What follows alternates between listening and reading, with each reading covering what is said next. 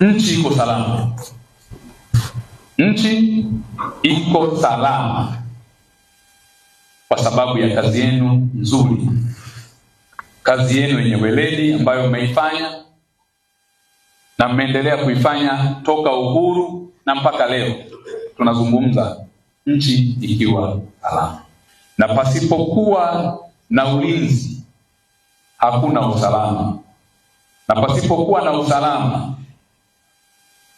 hakuna amani,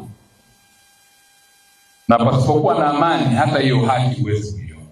Hakuna haki. Na vivyo hivyo, kama hakuna hivyo, hakuna maendeleo. Na maendeleo yanatokana na hali ya utulivu na amani na usalama. Ukiwa na amani na usalama kwenye eneo lolote, watu watafanya majukumu ya kuingiza kipato na kujenga uchumi. Hakutakuwa na shughuli yoyote ya kujenga uchumi au kuweka kipato kama hakuna amani na usalama.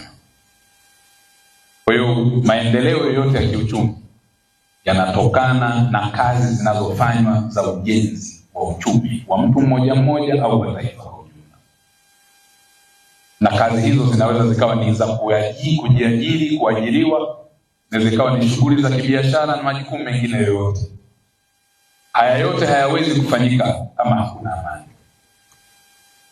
Na haya yote hayawezi kufanyika kama hatuna vyombo muhimu na madhubuti vilivyojengwa kwa misingi na mifumo ya kisheria kuweza kusimamia yale ambayo yanapaswa kufanyika na yale ambayo yanapaswa kuwa.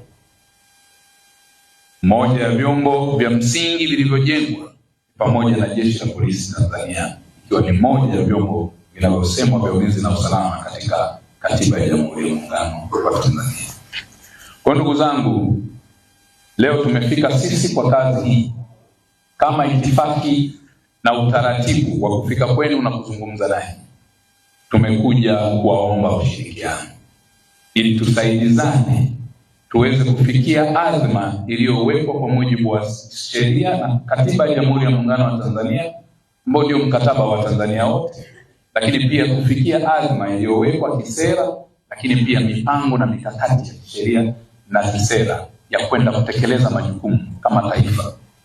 Nimekuja kwenu pamoja na Mheshimiwa Naibu Waziri kuhakikisha sasa tunalisimamia taifa letu linaelekea kuwa taifa ambalo pamoja na kwamba mpaka sasa tunayo haki, uhuru upo na taifa letu linajielekeza kwenye maendeleo, lakini bado si haba, tunahitajika, bado tuna wajibu.